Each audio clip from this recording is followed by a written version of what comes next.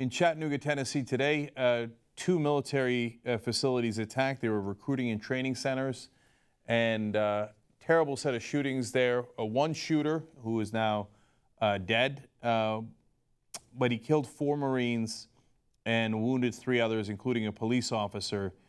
We now know his identity. Witnesses say that he drove up in the car you're looking at there and shot a great number of bullets into those buildings, killing the 4 people that I just mentioned. Yet another instance of heavy weaponry, perfectly allowed in America, people walking around with guns to no end. And what do they use the guns for? They use it to kill people, in this case to kill Marines.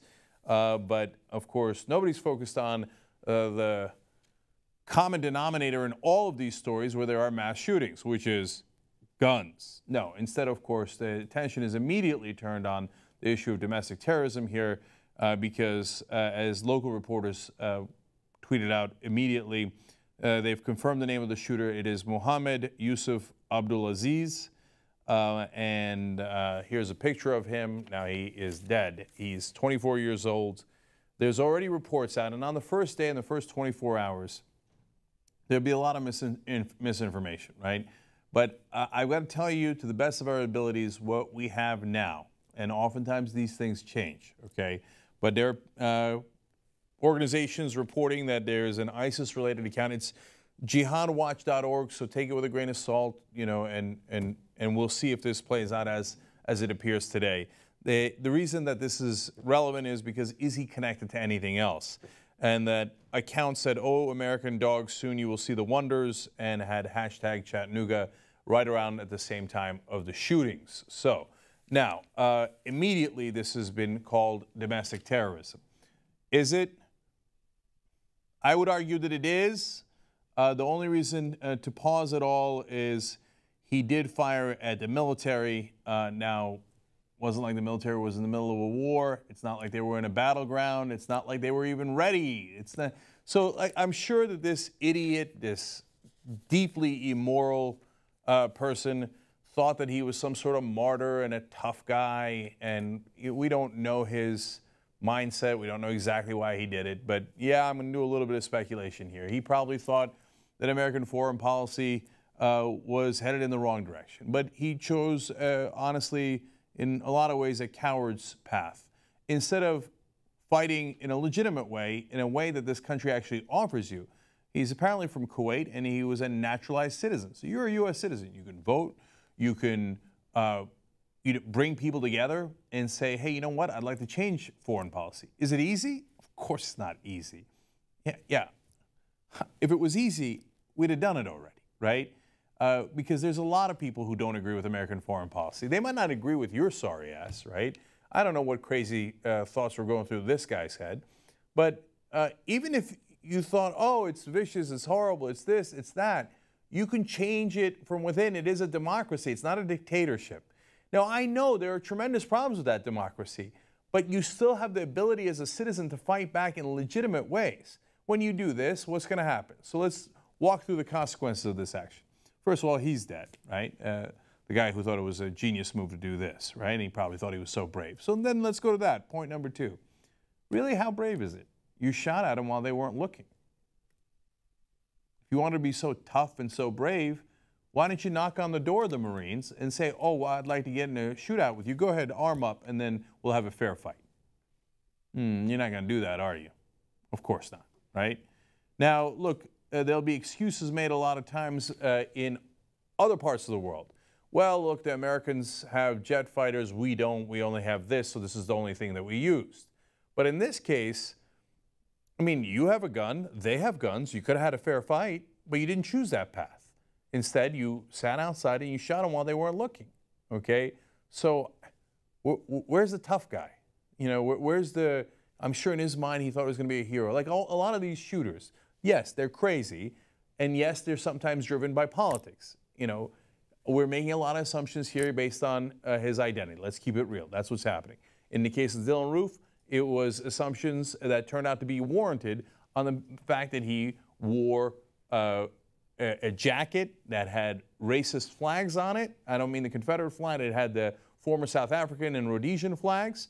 Okay, and of course at the time he said he was doing it to kill black people. And then it turns out he had a political manifesto where he said he wanted to start a race war with black people, right? So both political reasons, both obviously disturbed to some degree, both cowards. Dylann Roof said, oh, I didn't want to go through the ghetto. I might have gotten shot there, so I went to a church where they were, well, he didn't say unarmed, but in essence he was like, well, there I could do more damage and nobody's going to fire back.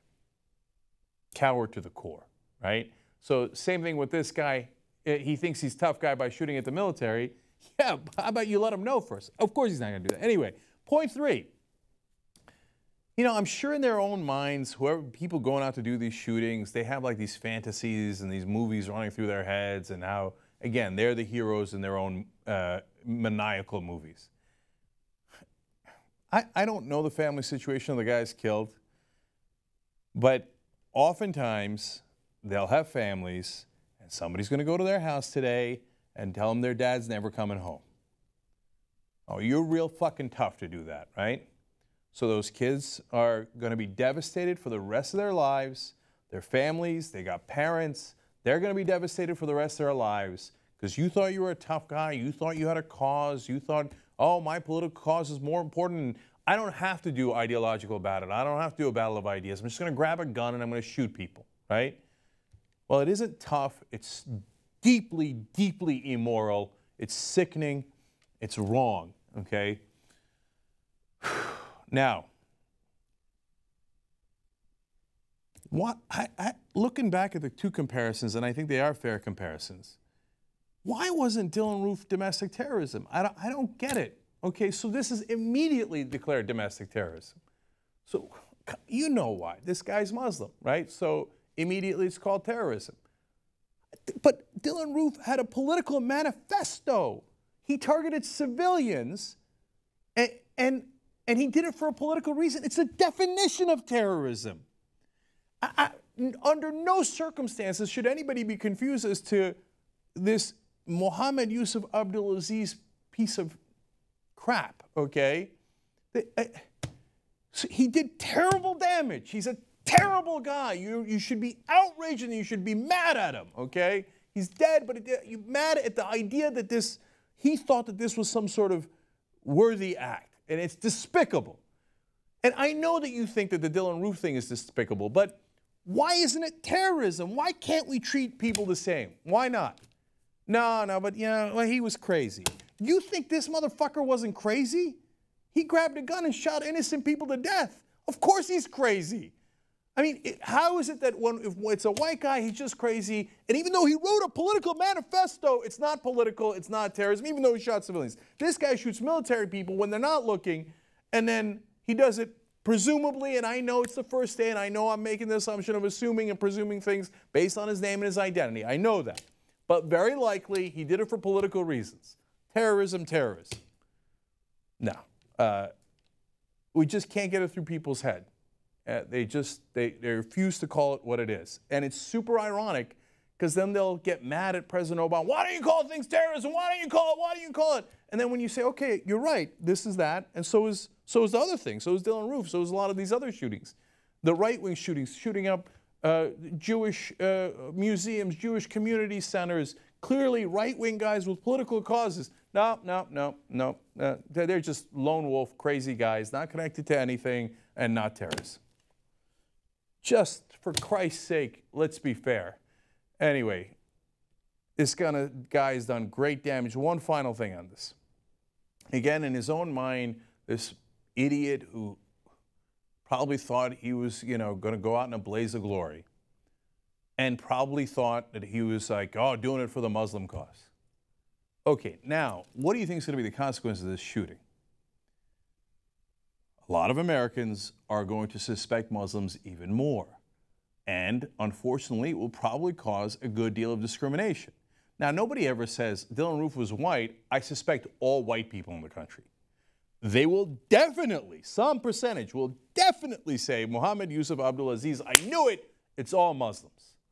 So what this idiot has done is, on top of the horrible grief that he has caused the people that he directly affected, He's also, on top of that, caused great grief to Muslims in America, who now people are going to unfairly malign because of his actions.